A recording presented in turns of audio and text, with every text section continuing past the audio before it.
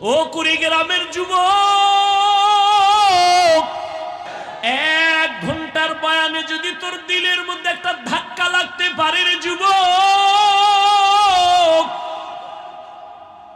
1 ঘন্টা আলেমের সামনে বসে যদি কোরআনের বয়ান শুনলে ধাক্কা লাগতে পারে, এই বান্দা যদি আলেমের কাছে আল্লাহর প্রিয় বান্দা, যাদের বয়ানে দিলটা নরম হয়, যাদের বয়ানে চোখে পানি আসে, এমন আল্লাহওয়ালার সামনে যদি 1 ঘন্টা না 3 মাস বছরকে বছর কাটাও, এরকম ধাক্কা লাগতে লাগতে লাগতে লাগতে তোর কলবটা পবিত্র হয়ে যাবে, গুনাহ মুক্ত হইয়া জান্নাতে খা কবরে যেতে পারবি। সোহবতে সা লে তোরা সা লে কুনা, সোহবতে তো লে তোরা তো লে কুনা তেগ জামানা, সোহবতে বা আউলিয়া